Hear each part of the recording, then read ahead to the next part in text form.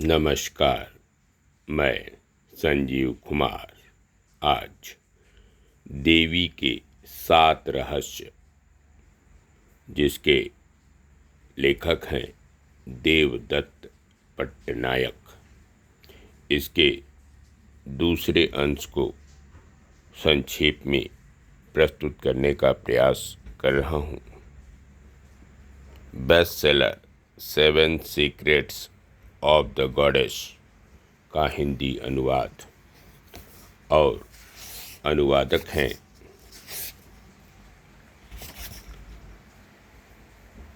नीलाभ। दुर्गा का रहस्य। हर कोई भय के कगार पर जीता है। अगर हम देवत्व के पुरुष रूप को मस्तिष्क से और स्त्री रूप को प्रकृति से जोड़ें तो अर्थ स्पष्ट होने लगता है। हम मस्तिष्क अर्थात देवत्व को भी जगाना चाहते हैं और प्रकृति अर्थात स्त्री को वश में करना भी चाहते हैं।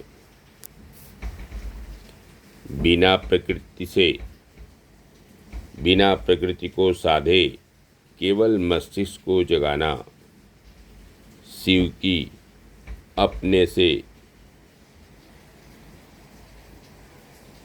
अपने में लीन तपस्वी की प्रवृत्ति है। बिना मस्तिष्क को जागृत किए सिर्फ प्रकृति को साधना ब्रह्मा की प्रकृति है।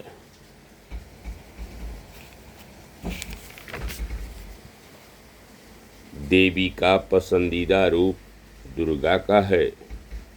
सिंह पर सवार वश में करने के प्रयासों को चुनौती देती हुई दुर्गा के खुले बाल यह संकेत देते हैं कि वह अब भी काली की तरह वन्य है, उद्यम है, लेकिन उसकी नथ सूचित करती है कि वह गौरी की तरह घरेलू है। वह अस्त्र शस्त्र से सुसज्जित है, परंतु नियंत्रित है। वो रक्षा करती हैं, लेकिन दंड भी दे सकती हैं। दुर्गा ब्रह्म की विद्रोही पुत्री हैं, विष्णु की रक्षित और रक्षक बहन हैं और शिव की स्नेह भरी पत्नी हैं। कुछ भी हमेशा नहीं बना रहता। किसी चीज का हमेशा के लिए अंत नहीं होता। सब कुछ वापस आता है। यह उन लोगों को तसल्ली देता है जो दुख सह रहे हैं। यह उनको चेतावनी भी देता है जो भाग्यशाली हैं कि वे अपने सौभाग्य को स्थायी न मान लें।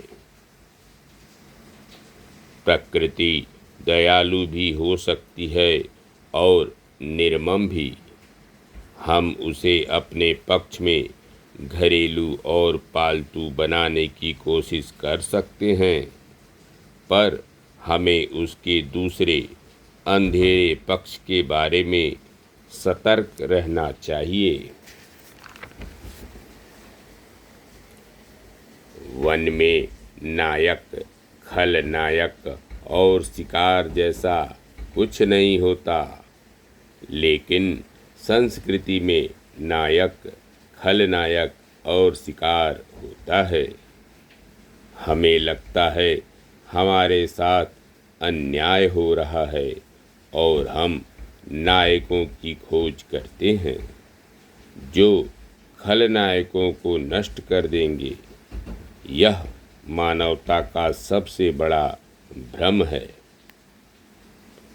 एक दिन एक राजा ने बाज को कबूतर का पीछा करते देखा।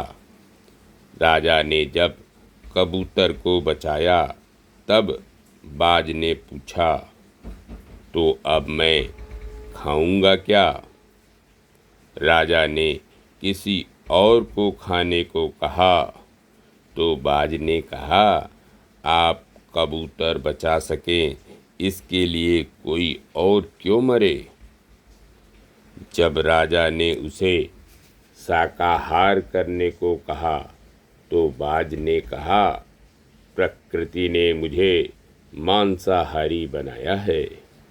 क्या तुम सोचते हो कि तुम प्रकृति का नियम बदल सकते हो, उसमें सुधार कर सकते हो?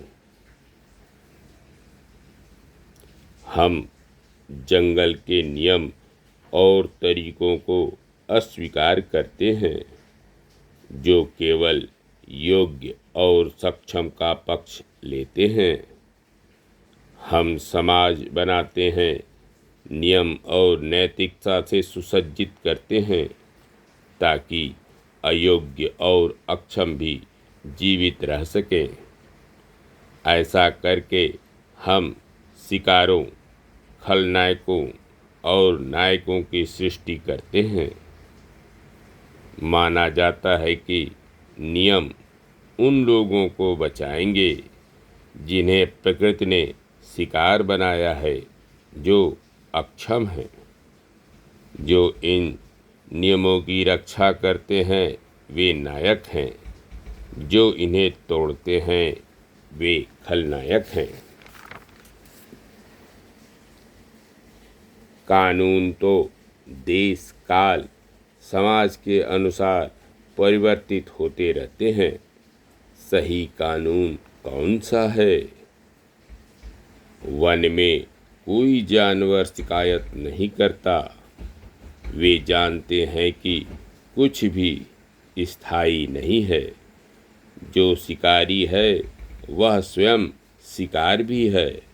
जैसे सर्प चूहों का शिकार करता है तो स्वयं चील का शिकार है। मनुष्य ऐसे नियमों की तलाश करते हैं जो स्थायी संसार स्थापित करते हैं। इसीलिए पुराण में अमृत की खोज है जो देवताओं की अमरावती निर्मित करती है, परंतु असुर सदैव उस पर अधिकार करने में लगे रहते हैं।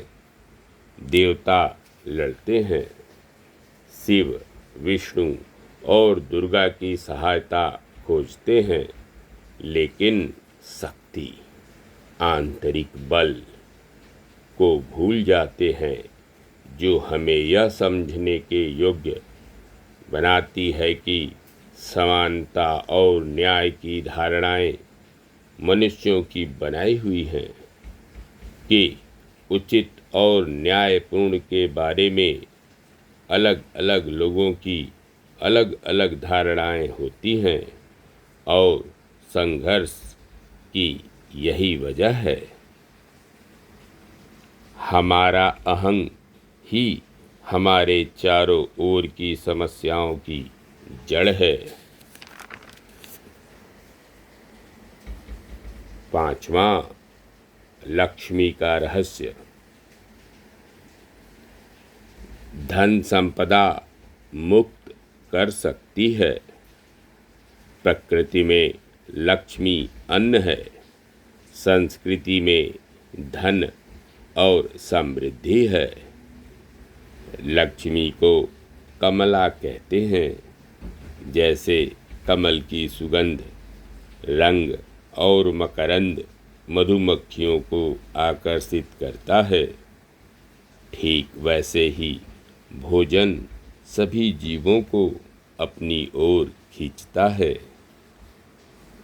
शेर प्रमुख मांसाहारी है, भोजन श्रृंखला में सबसे ऊपर, परंतु शेर भी हाथी पर हमला नहीं करता। हाथी का कोई प्राकृतिक शिकारी नहीं है। यही कारण है कि लक्ष्मी के साथ सबसे अधिक संबंध हाथी का है। पुराणों में लक्ष्मी के 3 पिता हैं, वरुण, पुलोमन और भृगु। वेदों में वरुण असुर हैं, लेकिन पुराणों में सागर देवता हैं, सारे जल का स्रोत। पुलोमन असुर राज हैं, तो भृगु का वर्णन असुर गुरु के रूप में किया गया है। अतः लक्ष्मी असुरों की पुत्री सिद्ध होती हैं। नैतिकता की दृष्टि से असुर को दुष्ट और भयानक चित्रित किया गया है, परंतु पुराणों में देव और असुर दोनों ब्रह्मा की संतान हैं।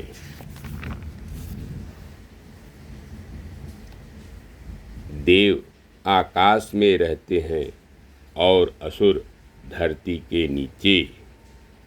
सारी समृद्धि का अस्तित्व धरती के नीचे है, क्योंकि धरती के नीचे को ही बीज अंकुरित होते हैं, धातुएं निकलती हैं और पानी छिपा रहता है।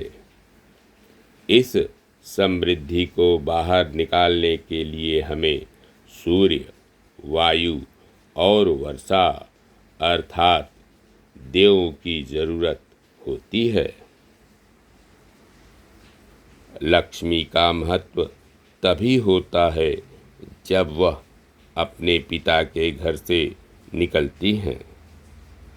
समृद्धि का निर्माण एक उग्र हिंसात्मक प्रक्रिया है।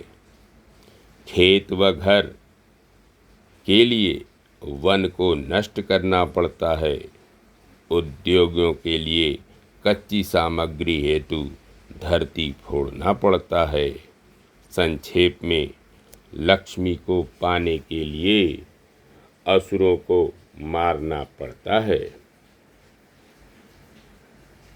इंद्र की पत्नी के रूप में लक्ष्मी सची के नाम से जानी जाती हैं और इंद्र सचिन के नाम से जाने जाते हैं। धन्यवाद। नमस्कार। शेष अगले अंक में।